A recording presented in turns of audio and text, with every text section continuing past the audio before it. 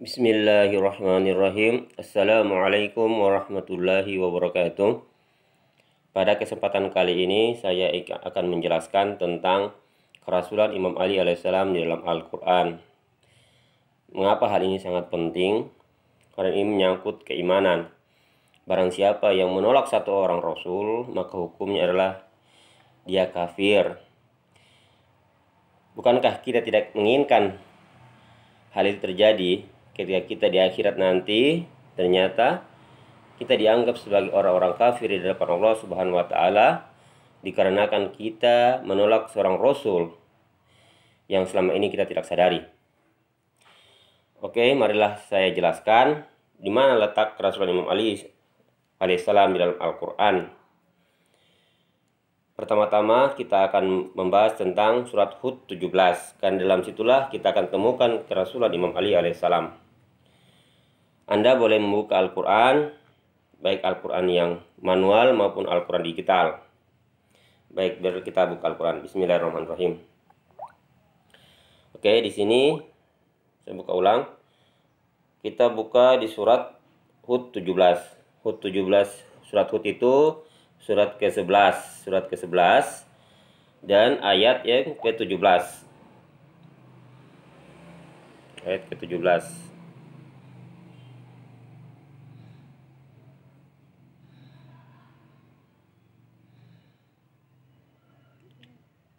Ayat yang ke-17. Ini ayat yang ke-17 nih. Ini ayat yang ke-17. Mari kita baca ayatnya. A'udzu billahi minasyaitonir rajim. Bismillahirrahmanirrahim. Afaman kana 'ala bayyinatin min rabbih wa yatluhu syahidun minhu wa min qablihi kitabu Musa imaman wa rahmatan. Ulaika yu'minuna bihi wa man yakfur bihi minal ahsabi fannaru maw'iduhu fala taku fi miryatin minhu. Innahul haqqu min rabbika walakinna aktsaran nasi la yu'minun. Yang artinya, apakah dalam kurung orang-orang kafir itu sama dengan orang-orang yang ada mempunyai bukti yang nyata, yang itu Al-Quran dari Tuhannya, dan diikuti pula oleh seorang saksi dalam kurung Muhammad dari Allah, dan sebelum Al-Quran itu telah ada kitab Musa yang menjadi pedoman dan rahmat. Mereka itu beriman kepada Al-Quran.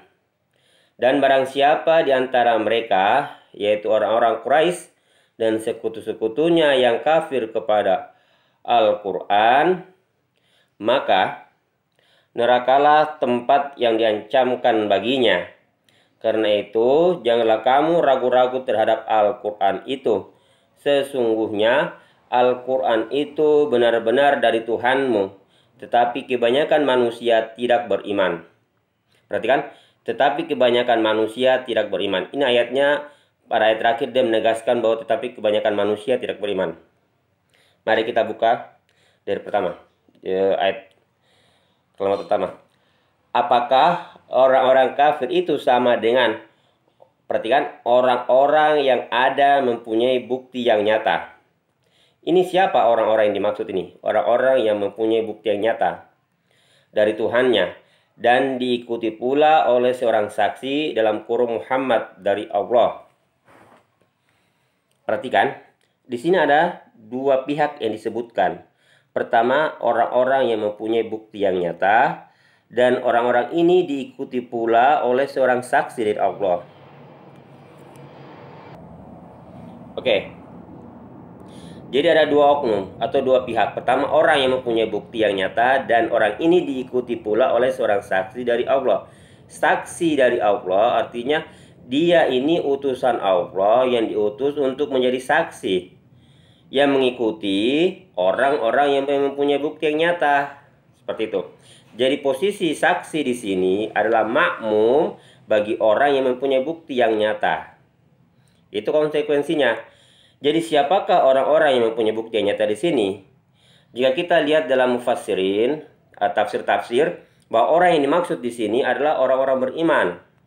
entah dia mantan penjudi, mantan pemabuk, pokoknya dia orang-orang beriman, maka dia diikuti oleh seorang saksi dari Allah. Yang saksi itu adalah Muhammad. Apakah pantas seorang Nabi Muhammad mengikuti orang-orang yang di sini, yang mempunyai bukti yang nyata ini? Ini perhatikan kata diikuti. Kata diikuti ini menunjukkan bahwa orang ini adalah makmum. Apakah pantas Nabi Muhammad menjadi makmum? Dari sini saja sudah menimbulkan satu pertanyaan. Lantas siapakah orang-orang yang mempunyai bukti nyata ini? Apakah benar orang-orang beriman atau orang mukminin ataukah bukan? Baik, marilah kita buka dalam surat yang lain untuk mencari jawabannya. Karena jawaban dari Al-Quran yang paling tepat adalah Al-Quran itu sendiri. Kita buka surat As-Saff ayat 6. As-Saff ayat 6. Kita buka surat As-Saff ya. Kalau kita buka di Al-Quran digital, ini saya tunjukkan Al-Quran digital. Kita buka surat As-Saff. As-Saff itu ayat surat 61, perhatikan ya. As-Saff itu surat 61 ini. Surat 61. Kita buka ayat ke-6.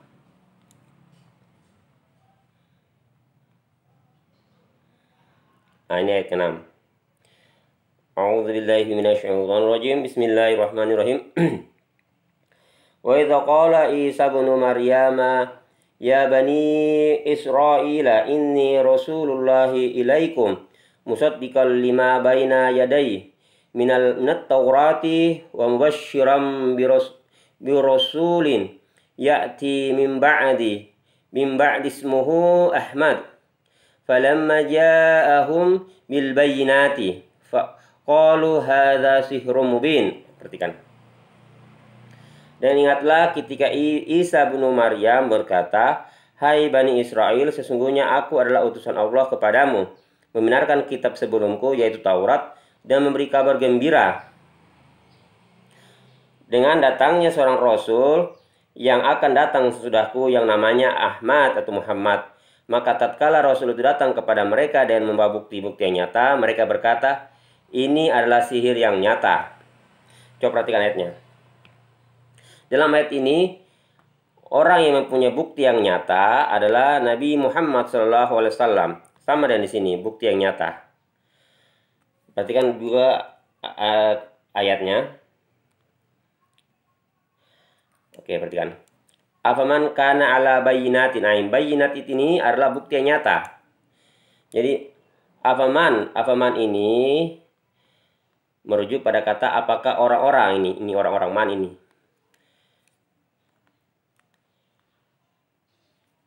Afaman kana ala bayyinatin. Bayyinat ini adalah bukti yang nyata. Ini bukti yang nyata. Sama juga dengan di sini. Nah, ini. Falamma ja'ahum bil bayyinati. Nah, ini bayyinat. Sama dengan bayyinat di kalian sini. Nah, ini bayyinat. Bayyinat juga di sini. Jadi orang yang punya bukti yang nyata menurut Allah, menurut Al-Quran adalah Ahmad atau Muhammad. Jadi orang yang punya bukti yang nyata menurut As-Saff ayat 6 adalah Muhammad. Sehingga untuk menjawab siapakah orang yang mempunyai bukti yang nyata dalam surat Hud 17, orang yang mempunyai bukti yang nyata adalah nabi-nabi, salah satunya adalah Nabi Muhammad SAW. Untuk apa bukti yang nyata ini? Untuk membuktikan bahwa dia utusan Allah. Seperti ini. Untuk apa bukti yang nyata ini diberikan kepada para nabi? Untuk membuktikan bahwa Nabi Muhammad adalah seorang utusan Allah. Seperti itu. Jadi bukti yang nyata ini adalah alat untuk membuktikan bahwa orang ini adalah utusan Allah Subhanahu wa Ta'ala. Sehingga jika diartikan, apakah orang-orang kafir itu sama dengan orang-orang yang ada mempunyai bukti yang nyata? Orang-orang ini adalah para nabi, yang salah satunya adalah Nabi Muhammad SAW. Yaitu bukti nyatanya apa? Al-Quran ataupun mukjizat dari Tuhannya. Dan diikuti pula oleh seorang saksi dari Allah. Jadi kalau ini adalah nabi, salah satunya Nabi Muhammad SAW, dia mempunyai bukti yang nyata sebagai bukti bahwa dia adalah utusan Allah. Nah, dia ini diikuti pula oleh seorang saksi dari Allah, utusan Allah untuk menjadi saksi. Itu artinya ada dua orang nabi, ada dua orang rasul dalam ayat ini. Dalam satu ayat ini ada dua orang rasul. Pertama Nabi Muhammad SAW dan seorang rasul saksi. Ini adalah seorang nabi, ini adalah seorang rasul. Tapi bukan nabi, rasul saksi. Dia adalah rasul yang diutus untuk menjadi saksi untuk mengikuti orang-orang yang di sini yang mempunyai bukti yang nyata, yaitu para nabi. Seperti Harun mengikuti Musa. Makanya ayatnya disebutkan di sini. Dan sebelum Al-Quran itu telah ada kitab Musa yang menjadi pedoman rahmat. Artinya apa? Ikuti apa yang terjadi pada kitab Musa. Bahwa Musa orang yang mempunyai bukti yang nyata dan dia diikuti oleh seorang saksi dari Allah. Siapa? Harun alaihissalam. Seperti itu. Jadi Harun mengikuti Musa untuk menjadi saksi. Nah, untuk menjadi saksi pada ayat selanjutnya. Nah ini. Dan siapakah yang lebih zalim daripada orang-orang yang membuat-buat dusta terhadap Allah? Mereka itu akan dihadapkan kepada Tuhan mereka dan para saksi akan berkata, nah ini para saksi akan berkata, orang-orang itu inilah yang telah berdosa terhadap Tuhan mereka. Ingatlah kutukan Allah ditimpakan atas orang-orang yang zalim. Timpakan kepada orang-orang yang zalim. Jadi saksi ini untuk menjadi saksi bagi orang-orang yang kelak akan berdusta. Berdusta atas apa? Nah, ada atas tugas dakwanya orang-orang yang diutus ini yang membawa bukti nyata. Yaitu tugas dakwanya orang-orang para nabi-nabi. Nah, kita buka dalam Hud 12. Hud 12. Perhatikan. Maka boleh jadi kamu, ini Nabi Muhammad, hendak meninggalkan sebagian dari apa yang diwahyukan kepadamu dan sempit karenanya dadamu, karena khawatir bahwa mereka akan mengatakan, mengapa tidak diturunkan kepadanya perbendaharaan kekayaan atau datang bersama-sama dengan dia seorang malaikat. Sesungguhnya kamu hanyalah seorang pemberi peringatan dan Allah pemelihara segala sesuatu. Ini adalah proses dakwah. Proses dakwah yang dilakukan oleh Nabi Muhammad kepada orang-orang kafir Quraisy. Jadi kisah ini adalah kisah dakwah. Maka saksi yang di sini, saksi yang di Hud 17, saksi yang Hud 17 ini adalah saksi yang mengikuti Nabi Muhammad SAW untuk menyaksikan proses dakwah Nabi kepada orang kafir Quraisy, orang kafir Mekah, agar kelak ketika mereka diadili di akhirat, mereka tidak dapat membantah Allah Subhanahu wa Ta'ala dengan melontarkan dusta. Misalnya, Nabi Muhammad belum menyampaikan wahyu kepada mereka. Maka para saksi inilah yang akan bersaksi bahwa orang-orang ini telah berdusta terhadap Tuhan mereka. Nah, pertanyaannya, siapakah saksi yang dimaksud? Nah, mari kita buka dalam kitab tafsir Ibnu Katsir. Saya buka di Android yang satunya ini. Oke, saya buka di Android yang satunya ini. Nah, ini tafsir Ibnu Katsir. Nah, ini tafsir Ibnu Katsir. Bab Hud 17. Hud 17. Ini surat Hud 17. Ini surat Hud 17. Oke, kita baca. Silakan dibaca nanti. Nah, kita masuk intinya dari saksi. Siapakah saksi yang dimaksud? Kita buka penjelasan tentang saksi. Nah, ini dia ayatnya. Dan diikuti pula oleh seorang saksi dari Allah. Maksudnya, ini kata Ibnu Katsir ya, pendapat Ibnu Katsir. Ingat, pendapat Ibnu Katsir. Maksudnya, yang disampaikan oleh saksi dari Allah, yaitu apa yang diwahyukan oleh Allah kepada para nabi, berupa syariat-syariat yang suci sempurna, diagungkan dan diakhiri dengan syariat Nabi Muhammad SAW. Karena itu, Ibnu Abbas, Mujahid, Ikrimah, Abu Aliyah, Ad-Dahak, Ibrahim An-Nakai, As-Saddi, dan lain-lainnya yang bukan hanya seorang telah mengatakan sehubungan dengan makna firman-Nya berikut ini. Dan diikuti pula seorang saksi dari Allah. Menurut mereka yang dimaksud adalah malaikat Jibril alaihissalam. Ini pendapat pertama, malaikat Jibril alaihissalam. Perhatikan ya. Nah, kemudian diriwayatkan pula dari Ali radhiyallahu anhu, Al-Hasan dan Qatadah bahwa yang dimaksud ialah Nabi Muhammad SAW. Ini ada dua pendapat yang kedua. Nabi Muhammad SAW. Kedua pendapat tersebut berdekatan maknanya karena Jibril alaihissalam dan Muhammad SAW masing-masing telah menyampaikan risalah Allah Subhanahu wa taala. Malaikat Jibril menyampaikan kepada Nabi Muhammad dan Nabi Muhammad menyampaikan kepada umat. Menurut pendapat lain, nah ini ada pendapat ketiga. Menurut pendapat lain, makna yang dimaksud adalah Ali radhiyallahu anhu. Tetapi pendapat ini lemah. Ini bagi pendapatnya. Ibnu Katsir menganggap bahwa pendapat ini lemah dan tidak diketahui sumbernya. Pendapat yang pertama dan kedua yang lebih benar ini pendapatnya Ibnu Katsir, bahwa pendapat bahwa saksi itu adalah Jibril dan Nabi Muhammad lebih kuat ketimbang pendapat yang ini karena dianggap lemah karena tidak diketahui sumbernya menurut Ibnu Katsir. Oke, itu adalah hak dia dalam memberikan pendapat. Tapi marilah kita uji apakah benar pendapat yang pertama atau yang kedua atau ketiga yang benar. Mari kita uji. Mari kita lihat. Ketika pendapat kedua menyebut kaum Muhammad, ini tertolak dengan surat As-Saff. As-Saff ayat 6. Ayat 6. As-Saff ayat 6. Nah, As-Saff ayat 6 mengatakan bahwa orang-orang yang mempunyai bukti yang nyata adalah Muhammad, maka Muhammad tidak mungkin menjadi saksi. Muhammad adalah pada posisi orang yang mempunyai bukti yang nyata. Karena Nabi Muhammad tidak mungkin menjadi makmum, karena dia adalah orang yang diikuti. Berarti Nabi Muhammad posisinya di sini. Berarti pendapat pertama batal atau batil. Tidak mungkin Nabi Muhammad. Oke? Oke, kemudian pendapat yang kedua adalah Jibril alaihissalam. Jibril alaihissalam. Apakah benar Jibril alaihissalam? Ini perhatikan. Pendapat kedua adalah Jibril alaihissalam. Ya. Mari kita lihat.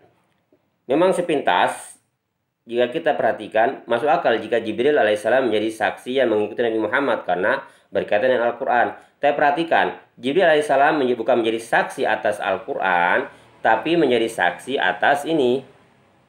Nah, orang-orang yang berdusta terhadap Allah Subhanahu wa taala ini. Para saksi ini akan bersaksi atas orang-orang yang berdusta ini. Perhatikan. Dan siapakah yang lebih zalim daripada orang yang membuat-buat dusta terhadap Allah? Mereka itu akan dihadapkan kepada Tuhan mereka, dan para saksi ya salah satunya saksi yang ada di Hud 17 ini dia akan menjadi saksi terhadap orang-orang yang berdusta terhadap Allah Subhanahu wa taala. Pertanyaannya,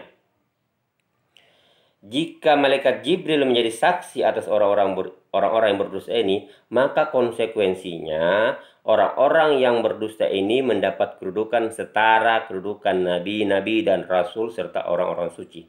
Loh, kok bisa? Ya, karena Jibril alaihissalam tidak pernah berhubungan dan berinteraksi langsung dengan orang-orang yang selain para nabi-nabi dan rasul-rasul. Mari kita lihat ya syarat untuk menjadi saksi. Syarat menjadi saksi. Kita buka.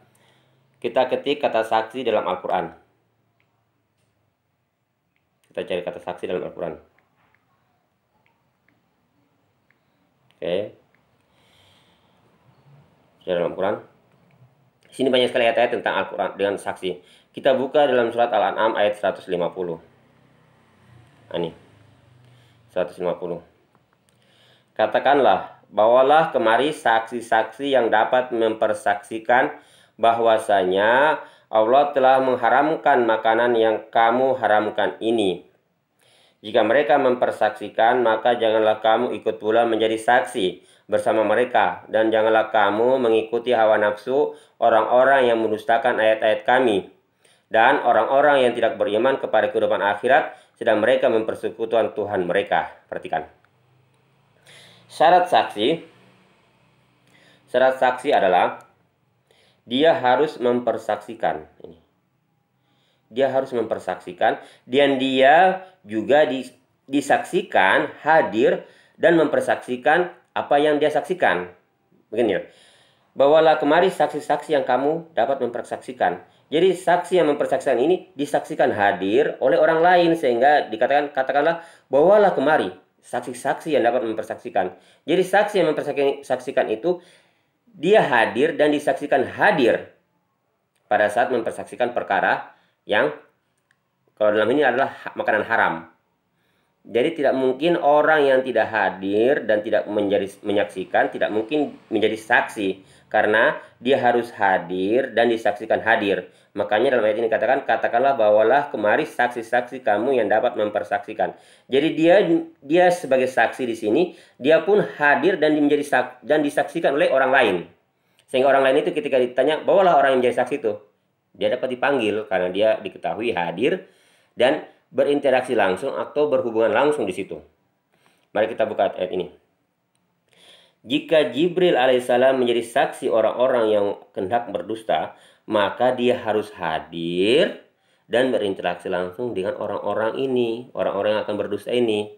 Nah, sedangkan Jibril alaihissalam, jika kita buka dalam Al-Quran, dia tidak pernah berinteraksi kepada seseorang pun selain para nabi-nabi dan para rasul-rasul. Coba kita buka tentang Jibril. Nah, banyak sekali ayat-ayat tentang Jibril. Nah, tentang Jibril banyak sekali. Banyak sekali Jibril. Mari kita buka. Nah, ini seperti ini. Kemudian malaikat Jibril memanggil Zakaria. Ini Zakaria Nabi. Jibril alaihissalam hanya berinteraksi dan berkaitan langsung dengan para nabi-nabi. Jika dia berkaitan, berhubungan atau berinteraksi dengan seseorang, maka dipastikan orang itu mendapat derajat kenabian atau kerasulan atau manusia suci. Contohnya pula pada Siti Maryam. Siti Maryam manusia suci, maka Maryam bisa berinteraksi atau malaikat Jibril bisa berinteraksi kepada Siti Maryam. Jibril tidak pernah sekalipun berinteraksi kepada manusia selain para nabi dan manusia suci. Maka jika di sini Jibril menjadi saksi, maka dia harus hadir, menyaksikan dan berinteraksi langsung dengan orang-orang ini.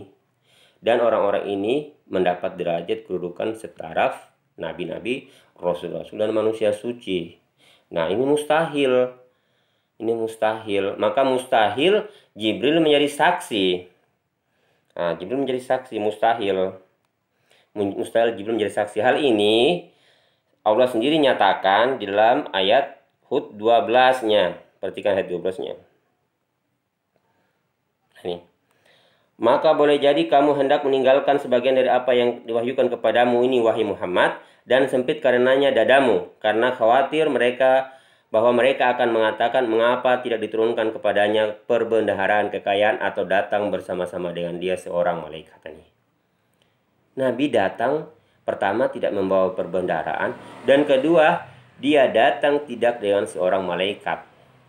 Mengapa orang-orang kafir Quraisy bisa mengatakan ini? Karena mereka itu melihat bahwa Nabi Muhammad memang tidak datang dengan perbendaharaan kekayaan, dan dia hanya datang bersama seorang yang bukan malaikat. Makanya dia dicibir, mengapa tidak datang bersama-sama seorang malaikat? Karena yang datang bersama dia bukan seorang malaikat.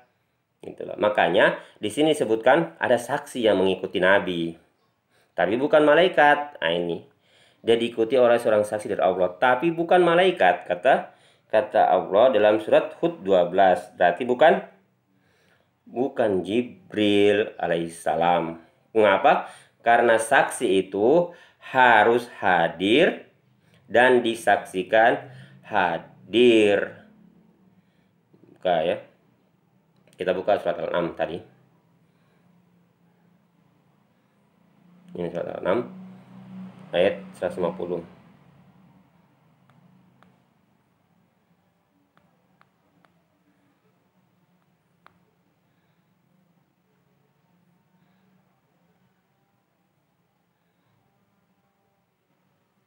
Jadi saksi itu harus hadir dan disaksikan oleh orang lain bahwa dia benar-benar hadir. Seperti itu. Nah, ini. Bawalah kemari saksi-saksi yang dapat mempersaksikan.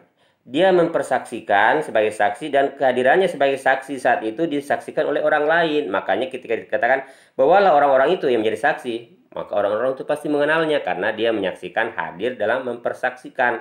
Sama kayak di sini.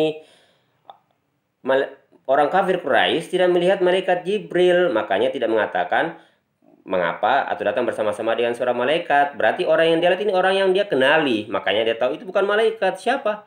Ya Imam Ali alaihissalam. Makanya dia mengatakan, mengapa bukan seorang malaikat yang datang bersama-sama dia jika dia seorang nabi atau diberikan perbendaharaan kekayaan, jika dia utusan Allah yang maha kaya, mengapa hanya datang dengan kemiskinan dan orang yang dianggap hina, yaitu Imam Ali alaihissalam. Makanya dia mengatakan, mengapa tidak datang bersama-sama dengan seorang malaikat untuk menunjukkan bahwa dia utusan Tuhan. Nah, itu maksudnya. Maka dalam Hud 17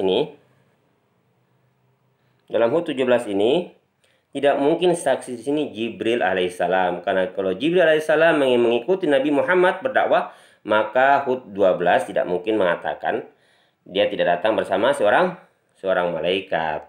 Nah, seperti begitu. Inilah persaksian Al-Quran sendiri bahwa Nabi Muhammad tidak datang bersama seorang malaikat, tapi dia datang hanya bersama dengan orang biasa yang dianggap oleh orang kafir Quraisy sebagai orang biasa, bukan orang kaya dan bukan pula malaikat.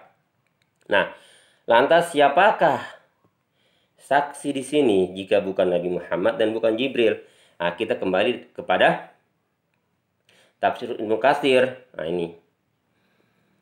Menurut pendapat lain, ini pendapat pertama ya, Jibril alaihissalam, kemudian Muhammad SAW pendapat kedua. Menurut pendapat lain, maka yang dimaksud adalah Ali radhiyallahu anhu. Tapi bagi Ibnu Katsir ini pendapat yang lemah, tapi tidak mengapa. Walaupun lemah, tapi masuk akal. Ketimbang kuat, tapi tidak masuk akal. Maka pendapat yang paling bisa diterima hanya 3 pendapat, 1, 2, dan 3. Yang keduanya ini batil dan batal, maka pendapat yang ketiga lah yang paling kuat, yaitu Ali radhiyallahu anhu atau Ali alaihissalam, karena dia di sini adalah saksi dari Allah, utusan Allah untuk menjadi saksi. Itu artinya apa? Imam Ali alaihissalam adalah rasul saksi, hanya bukan nabi. Kenapa? Karena nabi hanya Nabi Muhammad, nabi terakhir. Nabi terakhirnya Nabi Muhammad. Sedangkan rasul belum berakhir. Rasul belum tentu nabi, seperti itu. Mengapa seperti itu? Kita buka dalam surat Al-Mursalat. Coba kita buka dalam surat Al-Mursalat.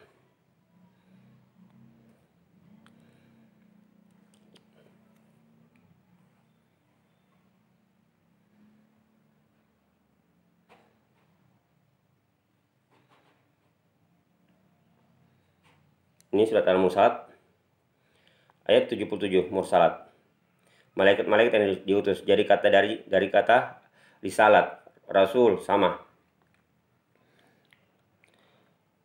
Demi malaikat-malaikat yang diutus untuk membawa kebaikan. Malaikat-malaikat ini sebenarnya rasul juga. Karena dia adalah utusan yang diutus untuk membawa kebaikan. Maka disebut yang rasulan. Mursalat dari kata mursalat ini dari kata yang sama dengan irsal, rasul. Sama katanya, utusan, diutus. Jadi malaikat ini adalah utusan pula atau rasul juga, tapi bukan nabi. Sama dengan di sini. Ini juga rasul tapi bukan nabi. Apakah pintu kerasulan sudah tertutup? Belum tertutup sampai hari ini, karena malaikat-malaikat masih sering diutus turun naik dari langit ke bumi. Dari bumi ke langit masih naik turun. Dari langit ke bumi, dan begitupun sebaliknya. Itu artinya pintu kerasulan belum ditutup. Pintu kenabian sudah ditutup, tapi pintu kerasulan belum ditutup. Kenapa? Karena saksi di sini pun bukan saksi, rasul di sini pun bukan rasul yang ada setelah Nabi Muhammad SAW, tapi dia mengikuti Nabi Muhammad. Artinya dia satu paket dengan Nabi Muhammad. Sebagaimana Musa satu paket dengan Harun alaihissalam. Harun alaihissalam bukan ada setelah Nabi Musa, tapi melainkan satu masa dan satu tugas untuk mengikuti Nabi Musa alaihissalam. Demikianlah penjelasan singkat saya tentang kerasulan Imam Ali alaihissalam. Nah, ancamannya bagi mereka yang tidak mengakui hal ini disebutkan di sini. Tetapi kebanyakan manusia tidak beriman. Nauzubillah min dzalik. Jangan sampai karena kita tidak mengimani Rasul saksi di sini sebagai seorang Rasul, yaitu Imam Ali alaihissalam, maka kita akan dicap sebagai orang-orang yang tidak beriman alias kafir. Nauzubillah min dzalik. Kita sudah susah payah beribadah, sudah susah payah sholat, naik haji dan segala macam. Ternyata bagi Allah kita tidak beriman karena kita menolak seorang Rasul dari Allah, yaitu Imam Ali alaihissalam. Demikianlah penjelasan singkat saya. Assalamualaikum warahmatullahi wabarakatuh.